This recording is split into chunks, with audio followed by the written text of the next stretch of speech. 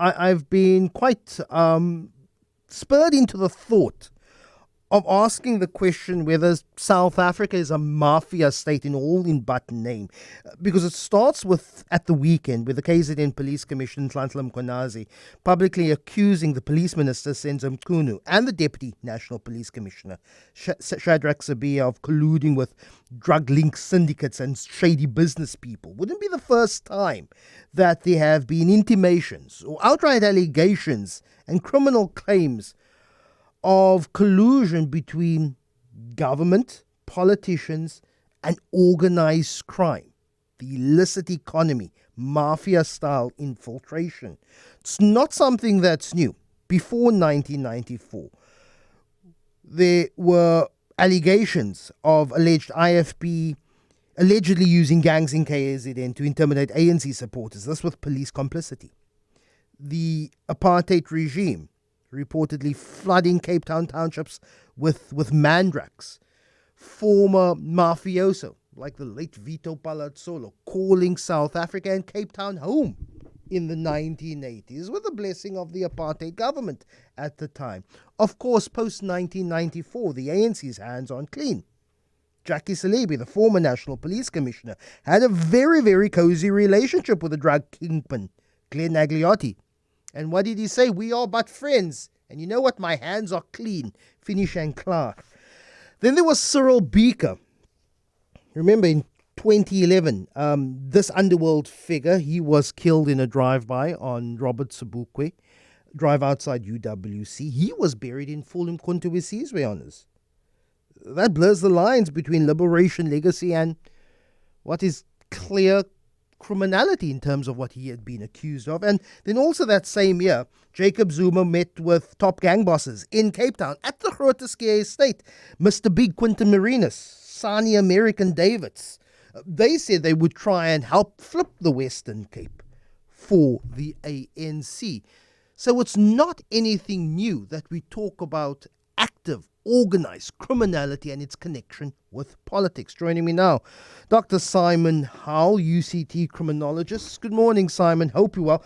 I hope I've sketched enough of a basis for the conversation that I want to have, because over decades, even pre-1994, there have been clear, if not proven, judicially proven links, but in terms of the reports and the sentiment, clear links between underworld figures and senior members of a South African government, Simon. Well, good morning.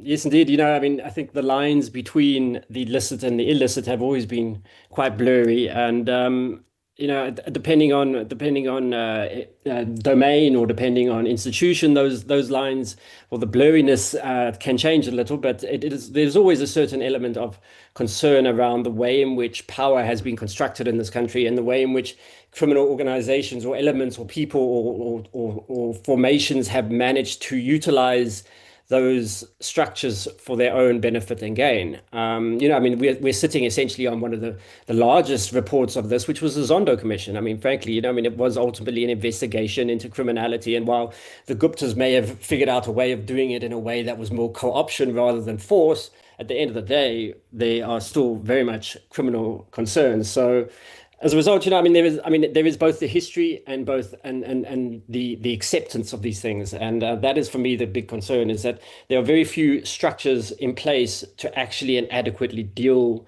with the embedded nature of corruption and an embedded nature of crime within the organs of state. There have been a few calls for a judicial commission of inquiry into criminal infiltration of SAPS and the South African government. Would that do anything materially to rid of South Africa, which to me are clear links between organized crime and our politicians who govern us? Well, we've had many commissions of inquiry on many things now. And the question, of course, is, have they been effective or have they done anything? Ranging from local community type of inquiries to broad national Zondo type inquiries. And, they may play a role. They may be useful means of providing information and putting information out into the public domain. But in terms of actual efficacy, and you've got to ask, have they been effective at actually dealing with the problems which they've highlighted? And I sense that question is not so easy to answer. So I think it's not only about bringing to light information within and bringing it to the public domain, but it's also about putting in place the structures and the processes needed to provide some form of oversight and provide some form of control, but also for those to be independent and effective in a manner that can't be influenced or otherwise corrupted. And this is the big problem with things, when we have police oversight, and it's all good and well, but so long as police oversight is a part of the police, you don't really have oversight. And in the same manner, I think it's about strategically placing those institutions in areas where they can operate effectively, and that requires political will. And that's the big issue: is that to do that ultimately requires that politicians walk away from many of their criminal connections. How do these latest revelations, the allegations by Nhlanhla Mkhwanazi, and what I believe to be quite credible reports, impact on public trust in politics in South Africa, but also a criminal justice system? I've been looking at the public response in terms of the optics of Nhlanhla Mkhwanazi. He's, of course, a qualified member of the task team. He's been explained in the media and TV that he has earned the right to use and wear a paramilitary task team uniform, but that also provides some sort of optics. And from what I see from the public response to Mkhwanazi is almost a yearning for some sort of benevolent strongman, a uniformed figure to restore order, because there have been countless Afrobarometer surveys that have long warned of a rising public support for a military-style leadership in South Africa amid state failure, for civilian state failure in terms of our politics, Simon.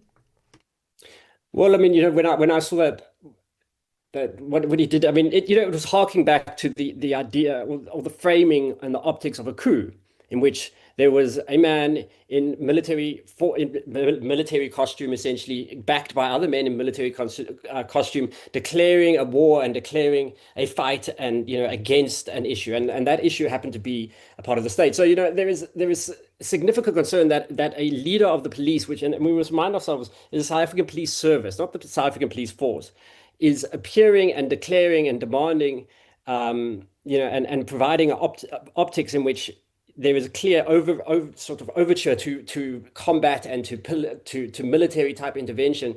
Those, the entire scenario is brought into question, the legitimacy of the criminal justice system as a whole and policing, because what we have is this reframing of policing as a fight against something, and of course that fight is often articulated as crime, but in this instance the fight against actual politicians and politics as a whole, because I mean what he was claiming was essentially that the political leaders can no longer be trusted, and he, as an independent person, will take and lead a party and a force against those concerns. So I mean, it's both optics, but it's also the logical conclusion to all of these concerns, in that an individual has now taken upon himself to mount a pseudo military task force against corruption and the police or politicians, but ultimately, those politicians and police are also the head of the police.